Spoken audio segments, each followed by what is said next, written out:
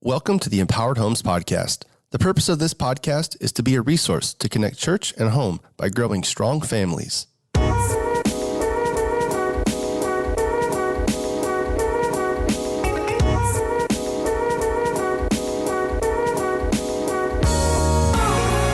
Hey, this is Bobby. On today's episode, we are introducing our new co-host to Empowered Homes Podcast, Maggie. Hey, Maggie. Hey, guys. Maggie is joining us, and you're going to be hearing a lot more from her in the days ahead on the podcast. So we took an episode. It's a shorter one for anybody listening, and that you've been listening or you're just new, to get to know Maggie a little bit and just hear her heart and why she cares deeply about connecting church and home. If you have any questions or would like more information, always reach out to empoweredhomes.org.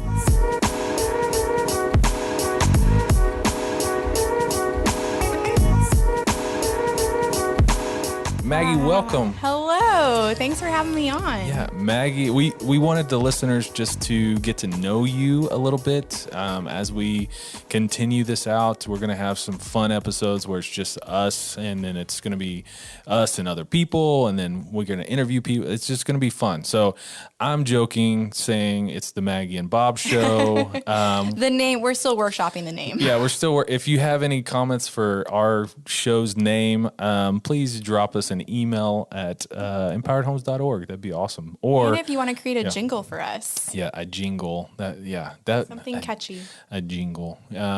That's just a fun word. But Maggie is coming on, and she's also going to take on, and you're going to hear her a lot more without me. So we have a lot of incredible content that we'll hear more about her story and all that stuff here in a second. But we have some content coming this next year that she's going to be just influential and making it a big part of the podcast. So Maggie is one of our children's pastors at Kingsland Baptist Church. She does incredible work with our children's ministry, and just has a voice that needs to be heard. And so we are excited about you co-hosting with me. I don't have to do this alone anymore. I kind of picked the short straw of saying, hey, I'll host. And you didn't know what it entailed. I had no idea. I have a feeling I'm not sure I know what it entails either. It's super fun. We get to interview some cool people and talk about hard topics, and just really the purpose of this podcast is to grow strong families, which I know that's your heart. Mm-hmm, we want to grow strong families by connecting church and home. And so everything we're going to do is going to continue to do that. But now we have your voice along with that. So really, this episode is just about getting to know you. I have a bunch of questions that I'm going to ask you, but starting off, for the listeners listening, just to get to know you, share a little bit of your story, your background, and then tell us you're called to ministry. That'd be a great place to start. Yeah, okay. So my family moved to Katy when I was in elementary school, and we started going to Kingsland pretty soon after moving to Katy. And so I have been a part of Kingsland since I was in children's ministry. So I actually get to work on some of the same programs, work with some of the same leaders who poured into me and really influenced my life. And so that's sort of a fun, unique aspect to my ministry. I felt the call into ministry when I was in junior high, and I always tell people that it wasn't like some super dramatic moment where the heavens opened up and I was like, oh yes, this is what I'm supposed to do with the rest of my life. It was more just continued steps and continued opportunities. And so when I was in junior high, I started serving with the preschool ministry, and I loved it. And I think when you're in sixth grade, a lot of sixth graders want to serve in preschool ministry because honestly, it's they get to be the leader and they get to sort of boss younger people around, which is a new phenomenon to them. Yeah. And so a lot of my friends were serving alongside of me, and as we started growing older, I noticed that they were no longer there, but I still really, really enjoyed it. And so I continued serving and just sort of saw how the gifts that God had given me aligned with children's ministry, and was really passionate about helping kids understand God's love and helping them understand the Bible and why it's important.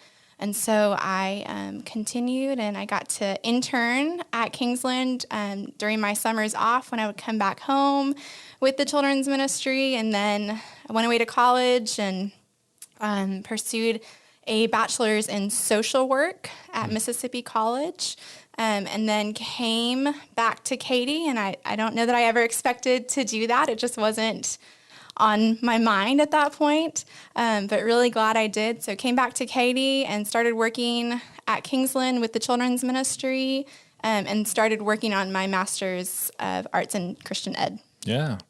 And not only your love for children, but also their parents as well. Absolutely. I mean, that's one of the yeah. things. I have such a heart for families in general. And I know how important it was for me to have my parents plugged into the church and choosing to lead me spiritually. And I see what an effect that has had on my life. And I know that, when I had hard things come up in my life and when I had questions about faith or about the Bible, my parents were the first ones I went to. And so I want to make sure that kids understand that they can go to their parents, but then I also want parents to feel equipped when their kids come to them. Yeah.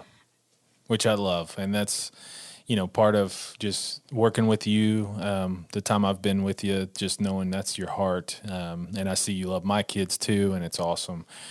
So, you're calling to ministry, not only here at Kingsland, but you have a greater reach and a greater voice outside of Kingsland. What are some other things that you're involved in outside of here? So this isn't technically outside of Kingsland, but I do lead a junior high life group on Sunday nights, which is super fun. I've done that for several years, and really, really enjoy that. I also do some contract work with Lifeway, so that means I get to do some of the writing with some of their children's curriculums, which is really fun, and I love getting to have sort of a voice in the curriculum that our kids are learning from on Sundays, which is neat.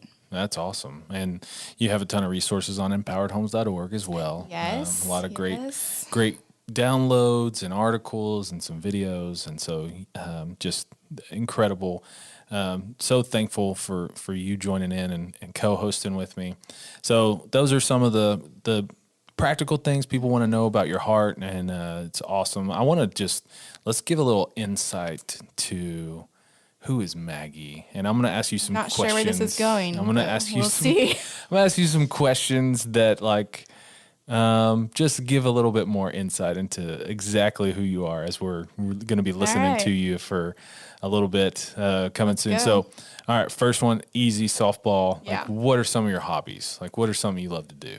I love to be outside. And that is probably not something I would have described myself as, even 10 years ago, but I really, really enjoy it. I love to hike. So I try and get outside and go different places and hike. I've recently sort of gotten into bike riding again. Okay. So nothing super serious, but just heading out to the park. And so do you have a 10 speed or 12 speed or 24 speed? I'm just kidding. I don't know what any of that means. I'm just saying. I do. Cool I have stuff. speeds. Yes. You have speeds. Yeah. I'm trying to sound like I know what I'm talking about. I haven't been on. That's about as much as I know as well. Yeah. I hadn't been on a bike in years. It's good. You should give it a try again. I'm not built for bike riding, but you never know. We'll see. Yeah. I had a trainer tell me one time, you shouldn't do spin class. And I was I love spin class. Okay, see, he was straight up yeah, this isn't for you. We all have our things. Yeah, so I do love spin class. Yeah, well, you don't go as far as when you're on an actual bike. True. But that's sort of demoralizing. True, or Peloton or whatever those things are called. I don't do Peloton. Yeah, no Pelotons. All right, so you mentioned outdoors, and we both share a love for West Texas, especially Big Bend. Mm-hmm. You've been to Big Bend. So tell me about some of your favorite hikes out in Big Bend. Yeah, man, that area of Texas is just amazing to me. It is so different from anywhere else in Texas that I've ever seen. And it's just, I've never been anywhere like it. And it's quirky and it's beautiful and it's breathtaking. And I love that combination. So my family went to Big Bend National Park over Thanksgiving, I guess a year and a half ago. And we did the Pine Canyon Trail, which is really beautiful. And the fun thing about it is that you go through I think it's like 3 different ecosystems essentially. Yeah. And so it feels like by the time you reach the end of the trail, you're at a waterfall. Yeah. And it feels like you're in a completely different, you're like in this oasis from the desert, essentially. And it's really beautiful. And we also saw bears while we were on that trail, which was very cool. Yeah. And we just like stood and watched them for a while. Super rare out there too. You know, they'd say be aware of bears anytime you're out there, but like not many people get to see them. So it's a big deal that you got to see them. That's all. Yeah, I love Big Ben, and this is not like a Big Ben commercial. If someone's listening, but it should be. Go to Big Ben. Go to Big Ben. It really is. I mean, there's no words. Like everybody asks, like, what is it about Big? Like, you got to go and you got to experience it. Yeah, there's no way to describe it. And also, every part of West Texas, I feel like is very different from the other parts. So we did some time in the national park, and then we also did some time in the state park, and they look vastly different. Yeah. The state park is just miles and miles and miles and miles of desert. Yeah, and it's awesome. So Big Ben, we share that commonality. I love Big Ben. All right, here's a super fun one. Who's your hero? Okay, so when I was thinking about this one, I gave myself my own rules in that I couldn't make it anyone that I actually know in real life because that felt fair. So my hero is Fred Rogers. Mr. Rogers. Yeah, that's good. He is amazing. And I love that he's sort of gotten more of a spotlight over the past couple of years. Yeah. He is just amazing. And he is one of the most creative and intentional children's ministers that's ever existed. Yeah. One of my favorite sort of fun facts about him is that he trained himself to speak at a speed that kids are able to listen and process better at. And I just, that intentionality is amazing to me. Yeah. And he was a children's pastor. Like he was. Yep. There's no ifs, ands, or buts about it. Like you read everything about him and what he did and what he stood for. He was a pastor, and he cared deeply about children and their parents. Absolutely. Hey, he's a hero to me too. I'll throw that one in there. All right, here's another one. What makes you angry, like rage angry? Like what's something that just drives you up the wall? So I asked my friends what makes me angry, which is a very humbling experience, and they had several answers for me. But I think the resounding one was grammar mistakes. I am very passionate about grammar being correct. Okay. And I'm a little bit nervous to put that out there in case for when I do inevitably make a grammar mistake, because I do know that I've done that before. Well, just know ahead of time, anytime I send you show notes, it's full of typos and grammatic errors, if I can say error. Yeah, so just know it's coming, and you can edit as much as you want. Thank you. Feel free to. That's all I want. I just want the license to edit things. Yeah, I'll give you all the license to edit, because that's like a weakness for me. All right, any phobias? Yes, absolutely. This is getting very real right now. We're getting personal now. Okay. Very real. I hate needles. Like, with a passion. What? They are, it's not good. Like my mom, once I got older, refused to go to the doctor with me because I was such a baby about shots. Wow. So what do you do? Like if you had to go get a flu shot, what do you do? Or do you just not get one? Oh, I don't get a flu shot. Oh man. I know. I know that's a bad choice. Yeah. So if I get the flu, I'm blaming you.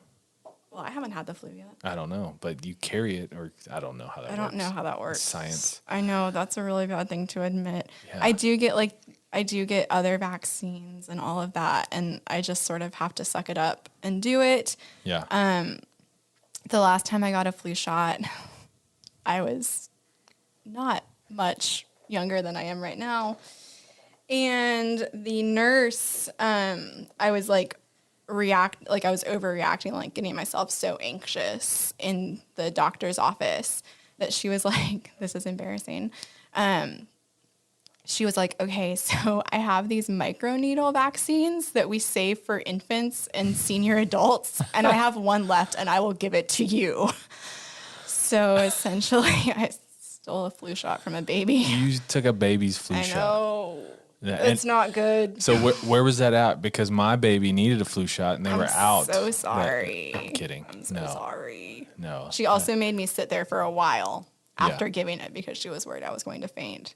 Well, that's terrifying. I really hate needles a lot.